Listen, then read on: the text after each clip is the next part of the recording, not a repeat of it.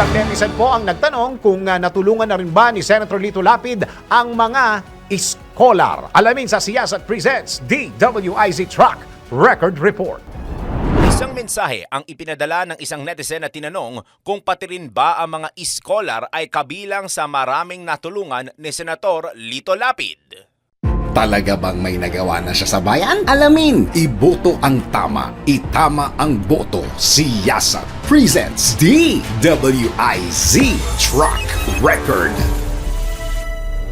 Ayon sa aming pagsisiyasat, nitong Nobyembre 15 ay bumisita ang Lingkod Lapid team sa Pangasinan upang mamigay ng cash assistance para sa mga estudyanteng scholar ng Pangasinan Polytechnic College sa Lingayen upang maalalayan ang mga ito sa kanilang mga gastusin sa pag-aaral.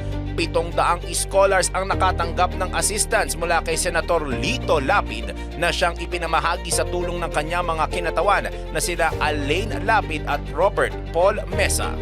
Ang inisyatiba na ito ay bunga ng paniniwala ng senador na ang edukasyon ay isang matibay na pundasyon ng isang progresibong bansa, kung kaya naman nangunguna sa binibigyan niya ng halaga ang pagbibigay ng tulong pinansyal sa mga estudyanteng lubos na nangangailangan.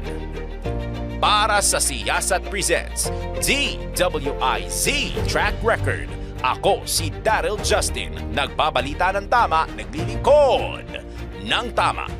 Ngayong alam mo na, gawa na ng listahan ng iboboto mo. Iboto ang tama. Itama ang boto. Siyasat presents DWIZ Track Record. I-message mo na kami sa aming Facebook, TikTok, or YouTube kung kaninong track record ang gusto mong ipacheck.